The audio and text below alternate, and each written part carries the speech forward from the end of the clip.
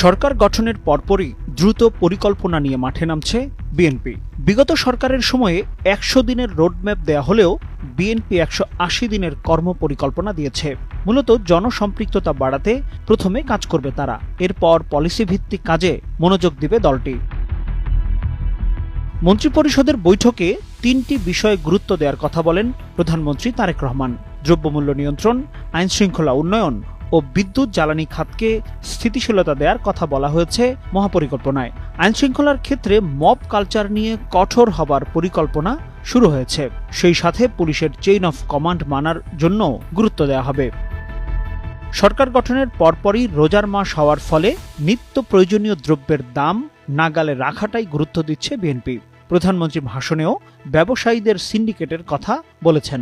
এক্ষেত্রে উৎপাদন থেকে বাজারজাত এবং তদারকির ব্যবস্থা করবে সরকার। সেই সাথে বন্দর থেকে আসা পণ্য ট্র্যাকিং সিস্টেমের আওতায় আনার নীতিমালা তৈরি করা হবে। জ্বালানি খাতেও বিশেষ নজর দেওয়ার ইঙ্গিত দিয়েছে বিএনপি।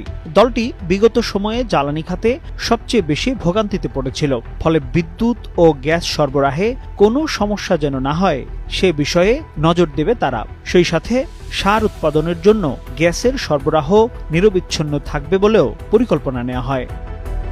এদিকে বিএনপির নির্বাচনী ইশতেহারে বেশ কিছু বিষয়ে জনমনে সাড়া ফেলেছিল। ফ্যামিলি কার্ড, খাল খনন কর্মসূচি এর মধ্যে অন্যতম। ফলে প্রথম ৬ মাসেই ফ্যামিলি কার্ড পাইলট প্রকল্পের মাধ্যমে চালু করতে চায় দলটি।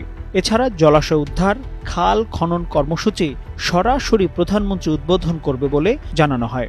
রাজধানীর বিভিন্ন গুরুত্বপূর্ণ ফুটপাত দখলমুক্ত করা হবে। পাশাপাশি হকারদের পুনর্বাসনের জন্য কম গুরুত্বপূর্ণ রাস্তা ইজারা দেওয়ার পরিকল্পনা আছে তাদের। প্রথম ৬ মাসে সম্ভব না হলেও দেশের পররাষ্ট্র নীতিতে বড় পরিবর্তন আনবে বিএনপি। মূলত জিয়াউর রহমানের পররাষ্ট্র নীতিতে ফিরে যাওয়ার ইঙ্গিত দেন পররাষ্ট্রমন্ত্রী ডক্টর খলিলুর রহমান। সব মিলিয়ে প্রথম ১৮০ দিনের কর্মপরিকল্পনায় জনসম্পৃক্ততা ধরে রাখার চেষ্টা করবে বিএনপি। সেই সাথে ইশতেহারের জনপ্রিয় বিষয়গুলো বাস্তবায়নের উপরও জোর দেওয়া হবে। আসম খান, টাইমস টুডে।